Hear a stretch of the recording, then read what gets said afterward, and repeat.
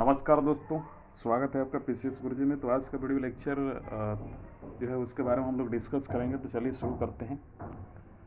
तो जैसा कि आप यहाँ पे देख सकते हो, जो भी छात्र शुरू से तैयारी करना चाहता है पीसीएस का, वो 9 मंथ का ऑनलाइन कोर्स ज्वाइन कर सकता है। साथ ही साथ एनसीईआरटी और करंट अफेयर भी उसमें आपको पढ़ाया जाएगा और उसमें से आपको मटेरियल्स प्रोवाइड किए जाएंगे। एडवांस कोर्स शुरू हुआ है किस प्रोग्राम के लिए, फ़ी आप देख सकते हैं, जैसे video PDF test, video conferencing test मिलेगा। ज़्यादा जानकारी के लिए आप इस नंबर पर कॉल कर सकते हैं। चलिए आगे शुरू करते हैं। क्वेश्चन है कि निम्नलिखित में से कौन सा कथन अनुसूची H1 ड्रग्स के बारे में सही नहीं है। पहला है, यह देश में एंटीबायोटिक्स, एंटी टीबी और कुछ अन्य दवाओं के अंधाधुंध उपयोग की जांच के लिए राजपत्र अधिसूचना के माध्यम से पेश किया गया है। दूसरा है, अनुसूची H1 दवाएं वैध पर्चे के बिना नहीं बेची जा सकती हैं। वहीं सी ऑप्शन है, दवाओं के पैकेज में लाल रंग की सीमा के साथ एक बॉक्स में एक अनिवार्य चेतावनी छपी होगी। डी में है कि हाल ही में MOHF एंड W ने शेड्यूल H1 दवा के रूप में AR एमोबैर्बिटल और बैर्बिटल को घोषित किया है। अब आप खुद से इसे देखिए कि क्या होगा, थोड़ा देर सोचिए, है ना, कि क्या इसका आंसर सही होगा।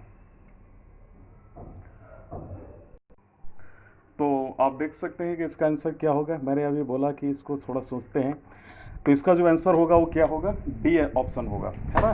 क्या होगा, डी। अब थोड़ा सा हम लोग H1 ड्रग्स के बारे में जानकारी लेते हैं, क्योंकि बहुत ज़्यादा इंपॉर्टेंट है, न्यूज़ में भी काफ़ी छाया हुआ था। देखिए, ड्रग्स एंड कॉस्मेटिक्स नियमों के तहत अनुसूची H1 के तहत वर्गीकृत दवाओं को ओवर द काउंटर नहीं बेचा जा सकता है ना, पहले ये समझिए। और ये अनुसूची वर्ष 2013 में पेश की गई थी, और इससे पहले Indian council of medical research ने फ्रंट लाइन चिकित्सा कर्मियों और उच्च जोखिम वाले लोगों के लिए इस दवा की सिफारिश की थी। जो कोरोना वायरस के संक्रमित रोगी के लिए अगर मैं बात करूं, खास करके जो कोरोना वायरस संक्रमित है ना, के संपर्क में थे। देखिए, इसमें क्या है कि कोविड-19 रोगियों के उपचार के लिए अगर मैं खास करके बात करूं, तो हाइड्रोक्सीक्लोरोक्वाइन दवा को एक आवश्यक दवा के रूप में घोषित किया गया था, है ना। ये चीज़ आप थोड़ा सा ध्यान देंगे। तो मैंने ऑलरेडी बोला आपको, देखिए विश्व अभी क्या है कि कोविड-19 रोगियों के उपचार के लिए हाइड्रोक्सीक्लोरोक्वाइन दवा को एक आवश्यक दवा के रूप में घोषित किया गया था, है ना। तो विश्व स्वास्थ्य संगठन ने जिन 4 दवाओं का सुझाव दिया, वो भारत ने इसमें से हाइड्रोक्सीक्लोरोक्वाइन के उपयोग को अपनाया है, और भारत ने इस दवा को अनुसूची H1 में शामिल किया है, और इसीलिए देश में दवाओं के निर्यात पर प्रतिबंध लगा दिया गया था। तो एक बहुत सारा क्वेश्चन ये आता है कि अनुसूची H1 क्या है। देखिए, अनुसूची H1 के तहत सूचीबद्ध दवाओं को निम्नलिखित शर्तों के तहत बेचा जाना आवश्यक है। जैसे पहला कि H1 दवाओं की आपूर्ति को एक अलग रजिस्टर में पंजीकृत किया जाना आवश्यक है। रजिस्टर में प्रिस्क्राइबर मरीज का नाम पता होना चाहिए, और यह विवरण आपूर्तिकर्ता को द्वारा न्यूनतम 3 वर्षों के लिए रखा जाना चाहिए। तो अनुसूची H1 के तहत सूचीबद्ध दवा को लाल रंग में RX के रूप में लेबल किया जाना चाहिए, ध्यान रखेंगे आप। तो ये कुछ चीज़ें हैं जो कि काफ़ी ध्यान दी जाती हैं।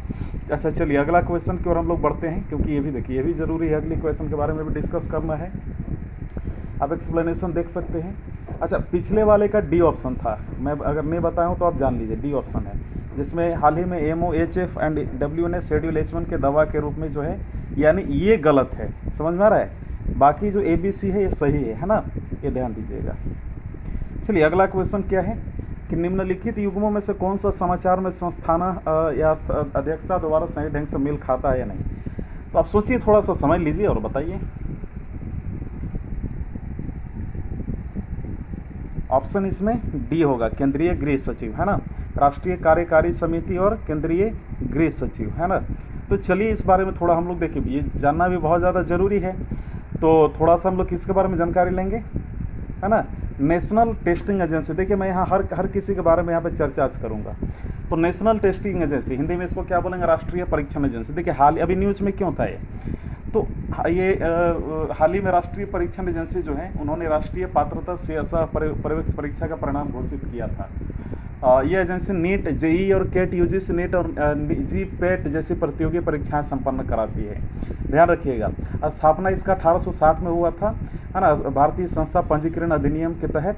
और ये एक स्वायत्त संस्था है जो देश के उच्च शिक्षण संस्थानों में प्रवेश एवं छात्रवृत्ति हेतु प्रवेश परीक्षाएं आयोजित कराती है ना। इस एजेंसी का उद्देश्य प्रवेश और भर्ती हेतु उम्मीदवारों की योग्यता का आकलन करने के लिए कुशल, पारदर्शी और अंतर्राष्ट्रीय मानकों के आधार पर परीक्षण करना है। ठीक है। अच्छा, एनटीए का अध्यक्ष एक प्रख्यात शिक्षाविद होता है, ध्यान दीजिएगा। और इसकी नियुक्ति मानव संसाधन विकास मंत्रालय द्वारा की जाती है और इसके मुख्य कार्यकारी अधिकारी जो चीफ एग्जीक्यूटिव ऑफिसर एक महानिदेशक होता है जिसकी नियुक्ति केंद्र सरकार द्वारा की जाती है। और इसमें एक बोर्ड ऑफ गवर्नर होगा जिसमें परीक्षा आयोजित करवाने वाले संस्थानों के सदस्य भी शामिल होंगे, ये ध्यान देना। अच्छा, एक चीज़ और, एनटीए जैसे विशिष्ट परीक्षण एजेंसी का स्थापना से केंद्रीय माध्यमिक शिक्षा बोर्ड यानी central board of secondary education CBSE, अखिल भारतीय तकनीकी शिक्षा परिषद यानी all India for technical education है ना, all India council for technical education जैसे संस्थाओं ने परीक्षा आयोजित कराने का बोझ कम हुआ है।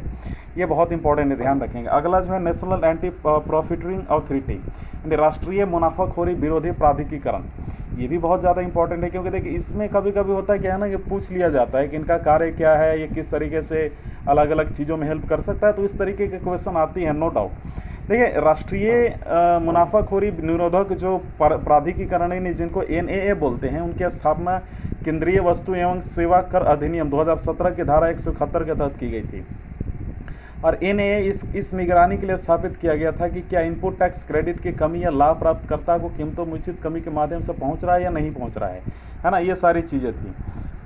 तो अगला जो है वो ध्यान देना है कि नेशनल टाइगर कंजर्वेशन अथॉरिटी के बारे में थोड़ा देखना है। देखिए क्या है कि वन्य जीवों के प्रजनन के लिए वर्षा काल अनुकूल होता है, आपको मालूम है, विशेष रूप से बाघों के लिए, है ना, ये चीज़ आपको थोड़ा सा ध्यान देना है। लेकिन होता क्या है कि इसीलिए राष्ट्रीय बाघ संरक्षण प्राधिकरण इस मौसम राष्ट्रीय उद्यानों को बंद रखने के निर्देश जारी करता है।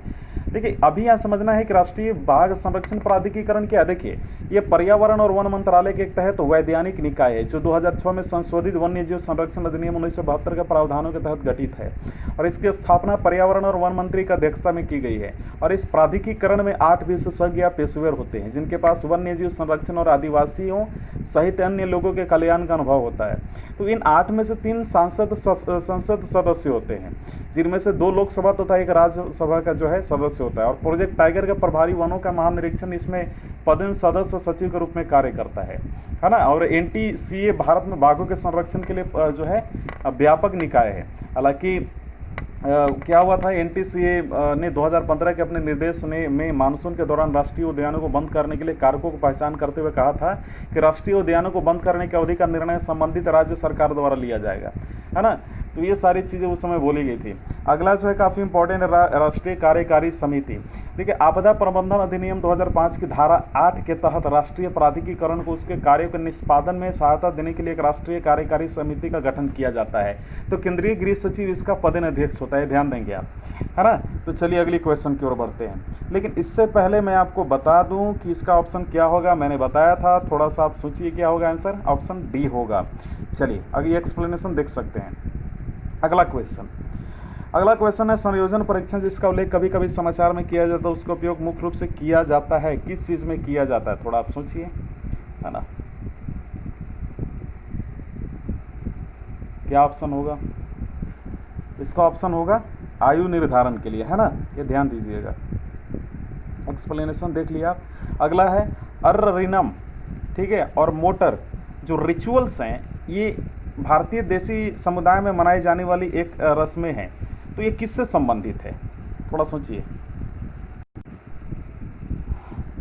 ये होगा लॉकडाउन अनुष्ठान, लॉकडाउन रिचुअल्स इसका आंसर होगा, है ना।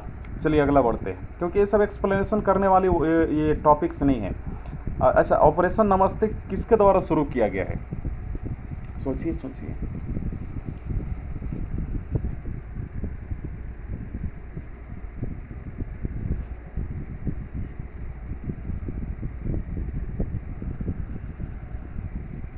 अच्छा, इसका आंसर क्या होगा मैं आपको बताता हूँ, है ना, क्योंकि ये भी जानना ज़रूरी है। बहुत सारे बच्चे को थोड़ा सा प्रॉब्लम होता है।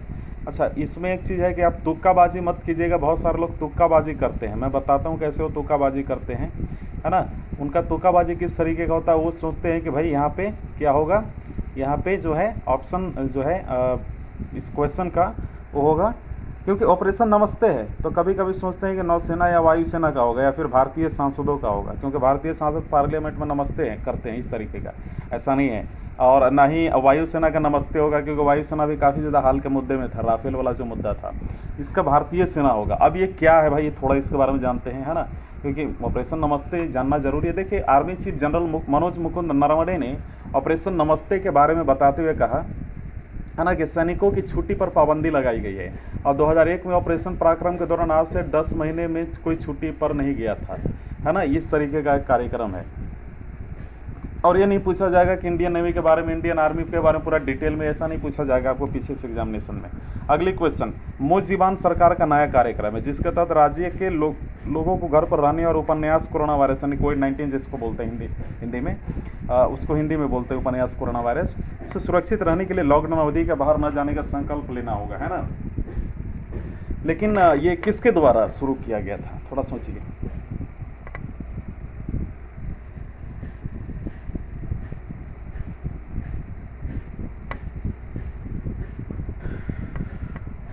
देखिए इसका आंसर जो होगा ना, इसका आंसर उड़ीसा होगा, यानी ऑप्शन सी होगा। थोड़ी सी मोजीबान के बारे में जानते हैं। देखिए 26 मार्च 2020 की बात है, लेकिन अभी भी ये काफ़ी ज़्यादा वहाँ पे चर्चा में था। उड़ीसा के मुख्यमंत्री नवीन पटनायक ने उड़ीसा में जो है मो जीवन कार्यक्रम का शुभारंभ किया था। जो मो जीवन कार्यक्रम की शुरुआत कोविड-19 महामारी की रोकथाम के लिए की गई थी, है ना। तो मो जीवन कार्यक्रम के माध्यम से उड़ीसा के मुख्यमंत्री ने राज्य के लोगों से घर के अंदर रहने का संकल्प लेने का आग्रह किया। और साथ ही उन्होंने ये भी कहा कि अगर लोग अपने घर से बाहर जाएंगे तो घर पे कोरोना वायरस ला सकते हैं, जो उनके परिवार को प्रभावित करेगा। इसके अलावा उन्होंने लोगों से अपने घर में प्रवेश करने से पहले उड़ीसा के लोगों से कम 20 सेकंड के लिए हाथ धोने का आग्रह किया। और उड़ीसा के मुख्यमंत्री कौन है? नवीन पटनायक, राज्यपाल गणेशी लाल हैं। ठीक है, तो इसी के साथ हमारा वीडियो लेक्चर कंप्लीट होता है। वीडियो देखने के लिए धन्यवाद।